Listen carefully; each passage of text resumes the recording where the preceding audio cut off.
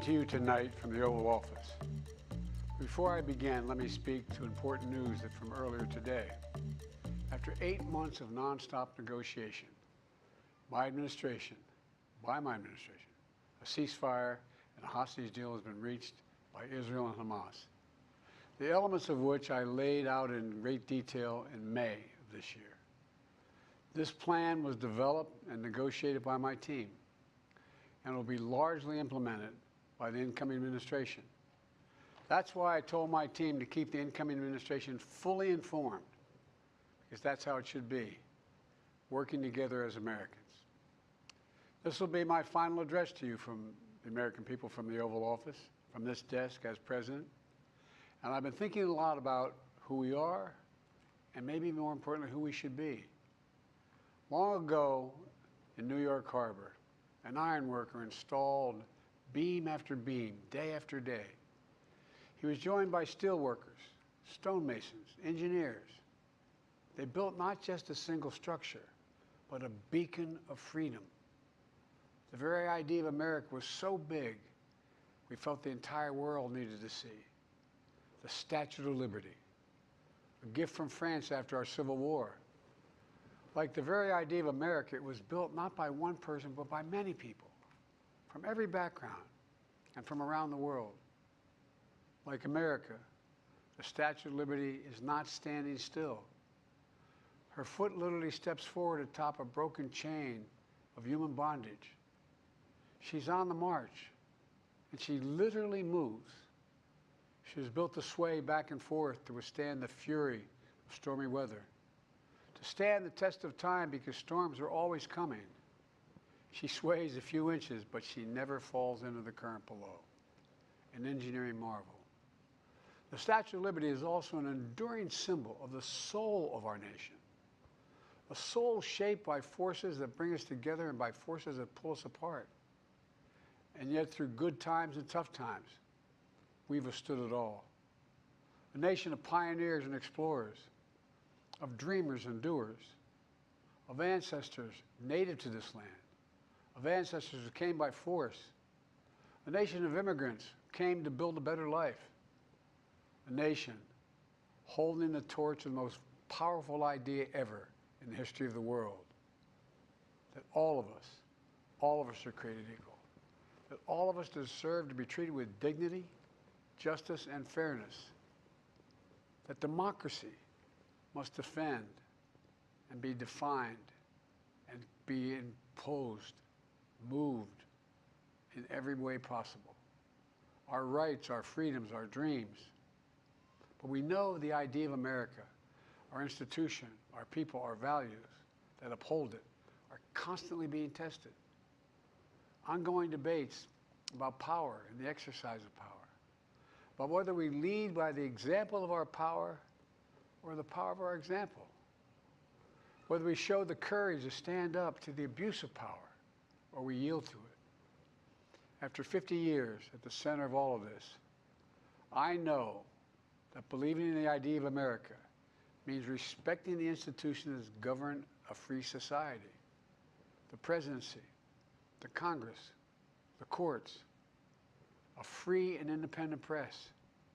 Institutions that are rooted, they just might not reflect the timeless words, but they echo the words of the Declaration of Independence. We hold these truths to be self-evident. Rooted in the timeless words of the Constitution, we the people. Our system of separation of powers, checks and balances. It may not be perfect, but it's maintained our democracy for nearly 250 years, longer than any other nation in history that's ever tried such a bold experiment. In the past 4 years, our democracy has held strong. And every day I've kept my commitment to be president for all Americans through one of the toughest periods in our nation's history. I've had a great partner in Vice President Kamala Harris. It's been the honor of my life to see the resilience of essential workers getting us through a once-in-a-century pandemic. The heroism of service members and first responders keeping us safe. The determination of advocates standing up for our rights and our freedoms. instead of losing their jobs to an economic crisis that we inherited, millions of Americans now have the dignity of work. Millions of entrepreneurs and companies creating new businesses and industries, hiring American workers, using American products. And together, we've launched a new era of American possibilities. One of the greatest modernizations of infrastructure in our entire history, from new roads, bridges, clean water, affordable high-speed internet for every American. We invented the semiconductor, smaller than the tip of my little finger, and now is bringing those chip factories and those jobs back to America where they belong, creating thousands of jobs. Finally, giving Medicare the power to negotiate lower prescription drug prices for millions of seniors. And finally, doing something to protect our children and our families by passing the most significant gun safety law in 30 years and bringing violent crime to a 50-year low, meeting our sacred obligation to over 1 million veterans so far who are exposed to toxic materials, and to their families, providing medical care and education benefits and more for their families. You know, it will take time to feel the full impact of all we've done together. But the seeds are planted, and they'll grow and they'll bloom for decades to come. At home, we've created nearly 17 million new jobs, more than any other single administration, a single term. More people have health care than ever before. And overseas, we've strengthened NATO. Ukraine is still free. And we pulled ahead of our competition with China, and so much more. I'm so proud of how much we've accomplished together for the American people. And I wish the incoming administration success, because I want America to succeed. That's why I've held my duty to ensure a peaceful and orderly transition of power, to ensure we lead by the power of our example. I have no doubt that America is in a position to continue to succeed. That's why my farewell address tonight, I want to warn the country of some things that give me great concern. This is a dangerous concentration, and that's a dangerous concentration of power in the hands of a very few ultra-wealthy people. And the dangerous consequences if their abuse of power is left unchecked.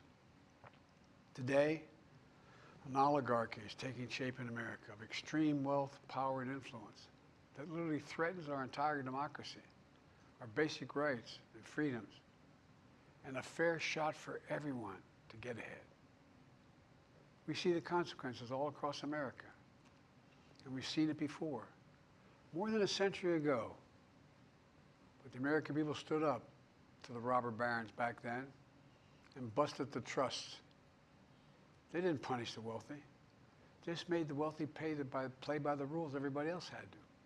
Workers want rights to earn their fair share. You know, they were dealt into the deal, and it helped put us on a path to building the largest middle class, the most prosperous century any nation in the world has ever seen. And we've got to do that again. In the last 4 years, that is exactly what we've done. People should be able to make as much as they can, but play by the same rules, pay their fair share of taxes. So much is at stake. Right now, the existential threat of climate change has never been clearer. Just look across the country, from California to North Carolina. That's why I signed the most significant climate and clean energy law ever in the history of the world, and the rest of the world is trying to model it now. It's working, creating jobs and industries of the future. Now, we've proven we don't have to choose between protecting the environment and growing the economy. We're doing both. The powerful forces want to wield their unchecked influence to eliminate the steps we've taken to tackle the climate crisis, to serve their own interest for power and profit. We must not be bullied into sacrificing the future of our children and our grandchildren. We must keep pushing forward and push faster. There's no time to waste. It's also clear that American leadership in technology is an unparalleled source of innovation that can transform lives. we see the same dangers of the concentration of technology, power, and wealth. You know, his farewell address, President Eisenhower spoke of the dangers of the military-industrial complex. He warned us then about, and I quote, the potential for the disastrous rise of misplaced power, end of quote. 6 decades later, I'm equally concerned about the potential rise of a tech-industrial complex that could pose real dangers for our country as well. Americans are being buried under an avalanche of misinformation and disinformation, enabling the abuse of power. The free press is crumbling. Editors are disappearing. Social media is giving up on fact-checking. The truth is smothered by lies told for power and for profit. We must hold the social platforms accountable to protect our children, our families, and our very democracy from the abuse of power. Meanwhile, artificial intelligence is the most consequential technology of our time, perhaps of all time. Nothing offers more profound possibilities and risks for our economy and our security, our society, for humanity.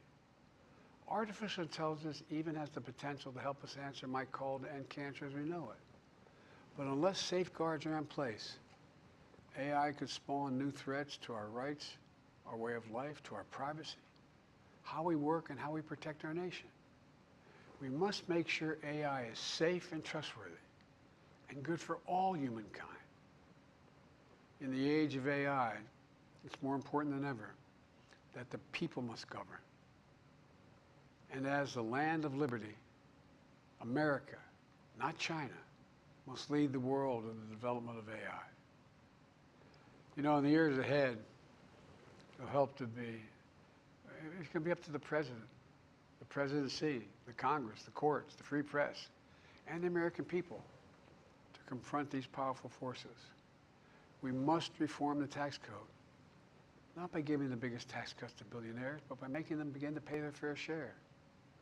We need to get dark money. That's that hidden funding behind too many campaigns contributions. We need to get it out of our politics. We need to enact an 18-year time and term, for the strongest ethics reforms for our Supreme Court. We need to ban members of Congress from trading stock while they're in the Congress. We need to amend the Constitution to make clear that no president is immune from crimes that he or she commits while in office. The president's power is not limited. It's not absolute, and it shouldn't be. And in a democracy, there's another danger to the concentration of power and wealth. It erodes a sense of unity and common purpose. It causes distrust and division. Participating in our democracy becomes exhausting and even disillusioning. And people don't feel like they have a fair shot. We have to stay engaged in the process. I know it's frustrating. A fair shot is what makes America, America. Everyone's entitled to a fair shot. Not a guarantee, but just a fair shot. An even playing field. Going as far as your hard work and talent can take you. We can never lose that essential truth, remain who we are. I've always believed, and I've told other world leaders, America can be defined by one word: possibilities. Only in America do we believe anything is possible. Like a kid with a stutter from modest beginnings in Scranton, Pennsylvania, and Claremont, Delaware, sitting behind this desk in the Oval Office as President of the United States. That's the magic of America. It's all around us. Upstairs in the residence of the White House, I've walked by a painting of the Statue of Liberty I don't know how many times. In the painting, there's several workers climbing on the outstretched arm of the statue that holds the torch. It reminds me every day I pass it of the story and soul of our nation and the power of the American people.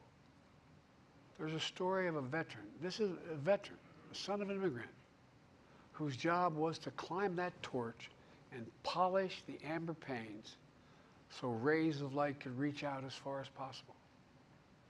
He was known as the keeper of the flame. He once said of the Statue of Liberty, quote, speaks a silent universal language, one of hope that anyone who seeks and speaks freedom can understand. Yes, we sway back and forth to withstand the fury of the storm, to stand the test of time. A constant struggle, a short distance between peril and possibility. But what I believe is the America of our dreams is always closer than we think. And it's up to us to make our dreams come true. Let me close by stating my gratitude to so many people, to the members of my administration, as well as public service and first responders across the country and around the world. Thank you for stepping up to serve. To our service members and your families, it's been the highest honor of my life to lead you as Commander-in-Chief. And of course to Kamala and our incredible partner, historic Vice President. She and Doug have become like family. And to me, family's everything. My deepest appreciation to our amazing First Lady who's with me in the Oval today, for our entire family. You're the love of my life and the lives of my love. My eternal thanks to you, the American people. After 50 years of public service, I give you my word. I still believe in the idea for which this nation stands. A nation where the strength of our institutions and the character of our people matter and must endure. Now it's your turn to stand guard. May you all be the keeper of the flame. May you keep the faith. I love America. You love it too. God bless you all. And may God protect our troops. Thank you for this great honor.